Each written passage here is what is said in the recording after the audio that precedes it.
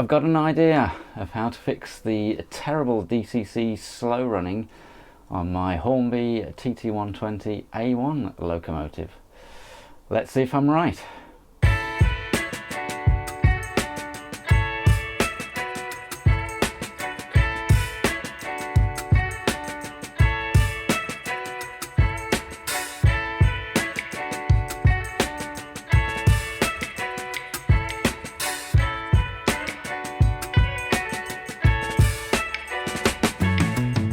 Hello there, welcome back to Simon's Shed and welcome to another video on TT 120. Now you may remember the last TT 120 video was fitting a DCC chip to the A1 Blink Bonnie locomotive, which in itself went really well, but there was an issue, and that was with the slow running characteristics of the loco under DCC. And I tried everything I could think of, changing the CV values and trying different controllers, and threw it out to you guys in the comments, and it seems we were all kind of stumped, to be honest, by it. Nothing was working. And then I was having a look on the Hornby TT 120 forum, just trying to get some ideas of when the next releases were going to be, and I stumbled across a post where somebody had disassembled their power track and found some interesting things inside, including what they're called a suppression capacitor, and that set off a bit of a light bulb. So the idea is, essentially, we're going to make our own power track, and we're going to completely eliminate the Hornby power track piece from the set, and we're going to try it again. So I've selected a sacrificial piece of track from the train set, and the straight pieces, strangely enough, have these little cutouts right in the middle, which are going to be very handy for my purposes.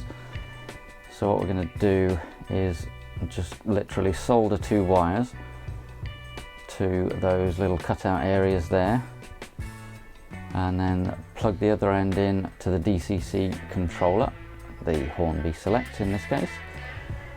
And yeah, then we'll have a direct connection straight to the rails from the controller.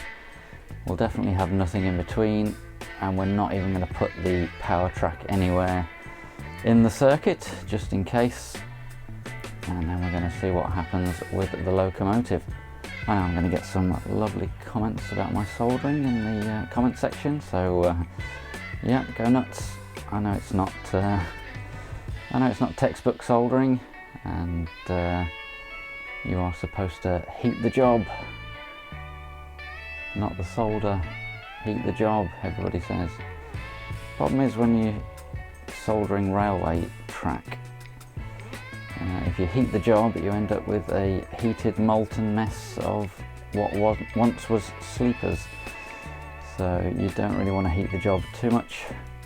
You want to get in and out as quickly as possible when you're soldering model railway track, especially N gauge, which is the track that I've soldered most. It's not good to leave the soldering iron on there for very long at all. But these joints will be more than sufficient for our test today. So let's build the track. Alright, we're back on the tabletop for TT. And we've got a little circuit built with a Blink Bonnie currently in the siding there. Notably, this is well out of the way and not connected to anything, so that can't do any damage at the moment. And we've got our new power track, homemade power track, which obviously just goes straight into the Hornby Select track input and output. Very simple, but does it work? Right, let's give it a go.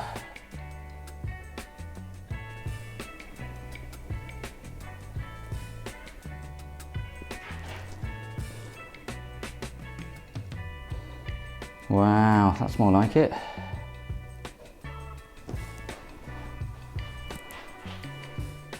That is what I was expecting last time.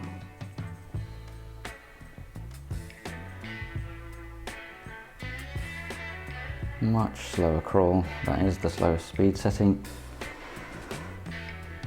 Ladies and gents, I think we found the culprit, and it was the Hornby DC power track connector.